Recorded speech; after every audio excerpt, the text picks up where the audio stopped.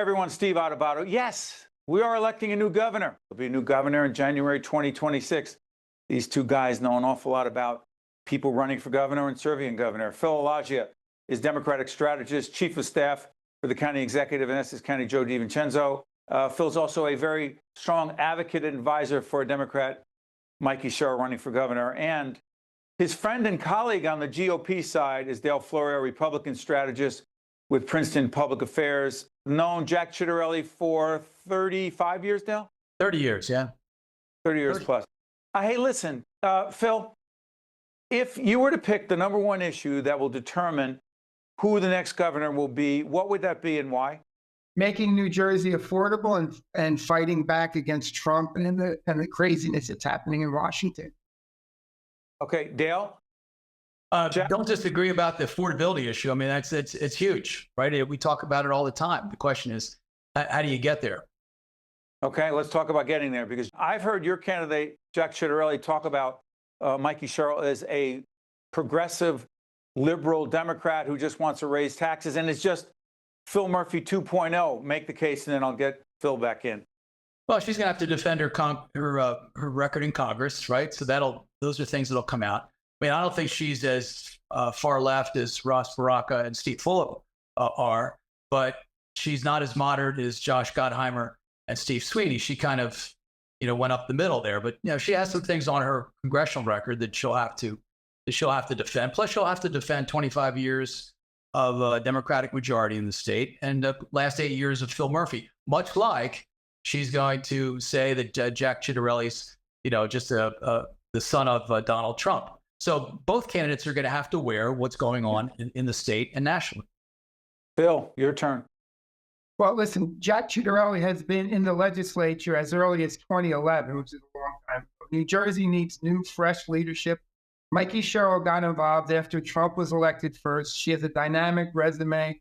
She really will bring change. She's not a Trenton insider, has not been involved in the legislature in Trenton ever. And I think it's a fresh new voice that the state needs. We need a new direction. But what's this whole thing about? Is if you're, first of all, she's a member of Congress, so she is in fact an elected official, a very high level legislative position in Washington. But I'm curious about this. As a former state legislator in a very different life, Phil, you don't need to bring up that I served one term and lost very quickly. Nobody cares. But here's what's more important. Why is that a bad thing, Dale and then Phil, if someone served in the legislature, served in public life, as if that's a badge to be embarrassed by, Dale? It's not a bad thing. And I think in the case of Jack, he basically term limited himself. He term limited himself when he was on this Raritan Borough Council. He served on the Somerset County Board of Freeholders, now commissioners, and decided that to move on to the Assembly. Spent 6 years in the Assembly, and then decided that he was going to run for governor. So he's not one who believes in staying in one place at one time, and he feels he has something to offer. So I think that government experience works pretty well. I think the president learned a lot in his first 4 terms, in his first 4 years. And I think he's approached the presidency with that 4-year experience in a much better way this time. So, Phil, Dale is saying that President Trump is a more mature and seasoned and ready executive because of his previous term. You say what to that, and what does that have to do with this New Jersey election for governor, one of only 2 in the nation, along with Virginia, after the presidential race of 2024? Go ahead, Phil Alagia. Well, it's clear. I mean, recent polls have indicated that Trump is upside down in favorability, 52, 53, 54% unfavorable. And that's nationally, Steve. In New Jersey, those numbers are much, much higher. The state of New Jersey is not for Donald Trump and the craziness that he's bringing to the country, to the White House. For New Jersey voters, they're going to want someone in the governor's office who's going to fight Trump, who's going to make sure that when he has these crazy executive orders that our attorney general sues and fights against them. And Mikey Sherrill is going to do that. Jack Ciattarelli has made it clear he is a MAGA Republican, rarely disagrees, if ever, to Donald Trump. And if you're a New Jersey resident and you want Donald Trump and his ideas to come into New Jersey, then you should vote for Jack Ciattarelli. But don't we want a governor who also works with who the president is? Isn't that what Chris Christie did with Barack Obama in connection with Hurricane Sandy, Superstorm Sandy, Phil? Again, funny you bring up Superstorm Sandy because Jack Ciattarelli voted 3 times when he was in the legislature to not fund relief for New Jersey residents. But I think we want a governor who, when it's appropriate, to work with whatever leaders she can to make sure New Jersey gets what they deserve and will help New Jersey. But ultimately, when it comes to abortion rights, when it comes to immigration rights, when it comes to a lot of this MAGA stuff, we do not want to stand with Donald Trump. Dale, talk about Jack Ciattarelli as a potential governor and his potential relationship with President Trump, the leader of the Republican Party and the leader in the country. Jack is a Jersey guy. He was born here, he lived here, he raised his family here, his parents were here. That makes him unique in this matchup, by the way. And he's all about doing what's important for New Jersey. To the extent that he's going to have to disagree with the president, and I'm not sure what those issues will be down the road, he will disagree and say, this is what's important to New Jersey. When he agrees with the president, he's going to agree with him. We can only hope that the Cheryl campaign just wants to make this all about Donald Trump, because I think the people in New Jersey want to hear about, ways to fix New Jersey, like a new school funding formula, right? Like affordable housing, like reducing the income tax and breaking it down to like we have 5 or 6 categories on the income tax, breaking it down to 3, lowering the corporate tax so that we can compete with Pennsylvania. Those are things that people care about in New Jersey, not whether you're going to be able to scream the loudest about Donald Trump. Let me also be clear. We're taping this in mid to late June. It'll be seen after.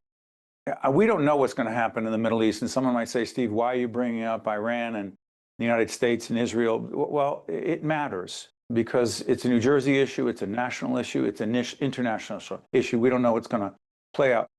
Phil, to what extent do you believe do national and international issues, particularly if it involves the potential for the United States to be more engaged and involved in the Middle East, could have on a gubernatorial race? Phil?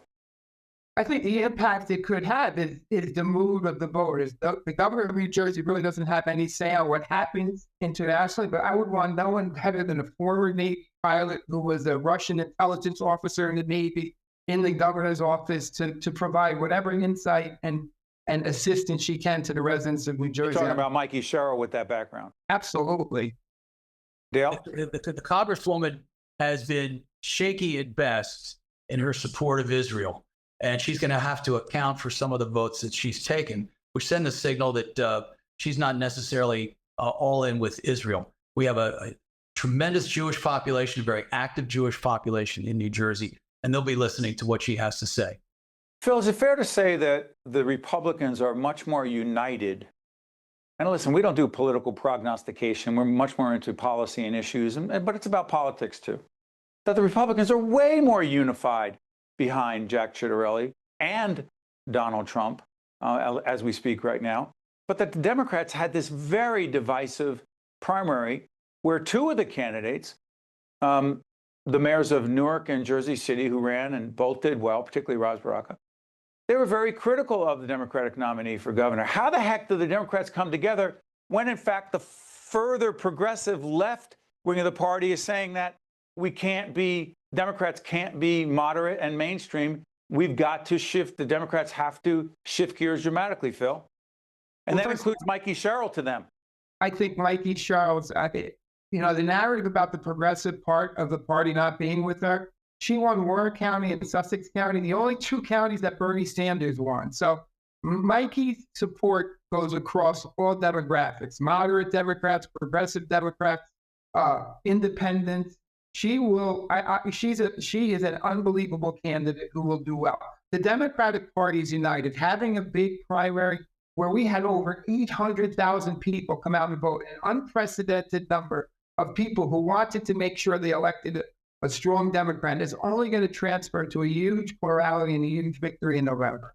Dale, let me ask you something. When it comes to ICE, mass deportation, we saw what happened out in Los Angeles. We saw the president send in the National Guard and the Marines. And he said it could happen in other places. Again, we hope and pray that does not happen. We do not want to see any violence in our streets. Along those lines, where is Jack Ciattarelli on the issue of immigration? And because he keeps calling New Jersey a, quote, sanctuary state. Is that an official designation, Dale?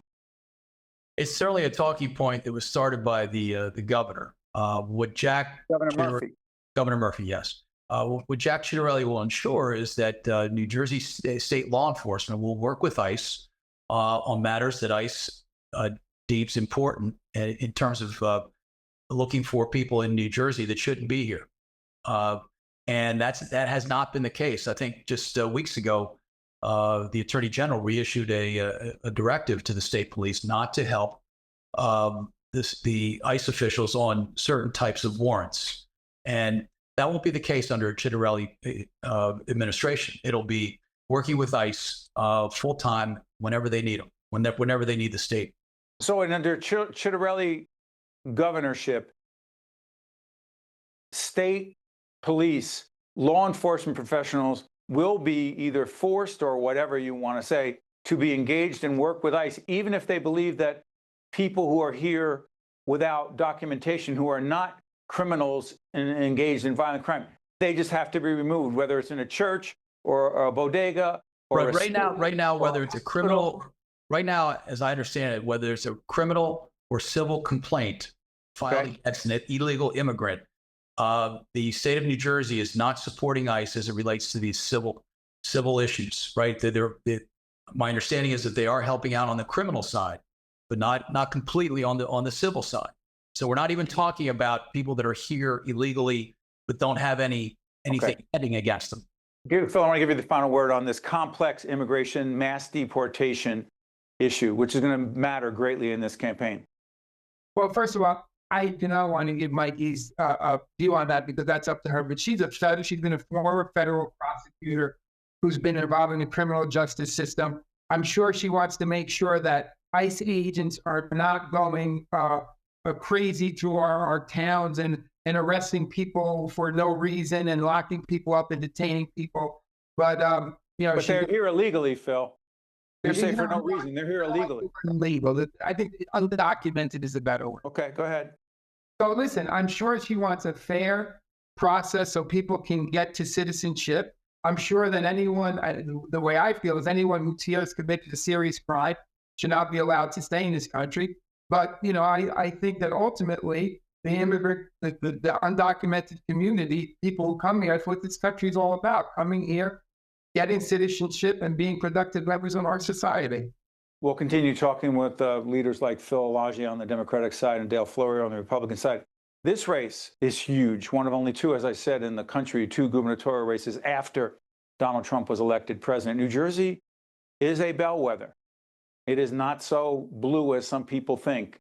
It's going to be interesting to see who becomes the next governor, and we'll engage those candidates. Jack Ciattarelli on the Republican side, Mikey Sherrill on the Democratic side, an in-depth, issue-oriented discussion about the next governorship. To Dale and to Phil, thanks for joining us, gentlemen. Thanks, Steve. You got it. Stay with us. We'll be right back. State of Affairs with Steve Adubato is a production of the Caucus Educational Corporation. Funding has been provided by United Airlines, RWJ Barnabas Health. Let's be healthy together. The New Jersey Education Association, the Turrell Fund, a foundation serving children, Kane University, New Jersey Sharing Network, Eastern Atlantic States Regional Council of Carpenters, New Brunswick Development Corporation, and by IBEW Local 102. Promotional support provided by NJ.com and by NJ Biz. Whatever your cancer journey, there's one place in New Jersey where our discoveries become your care. You'll have access to advanced treatments, including clinical trials, thanks to our renowned scientists and multidisciplinary teams at New Jersey's only NCI-designated comprehensive cancer center, the one world-class cancer program that's close to home. RWJ Barnabas Health and Rutgers Cancer Institute. Let's beat cancer together.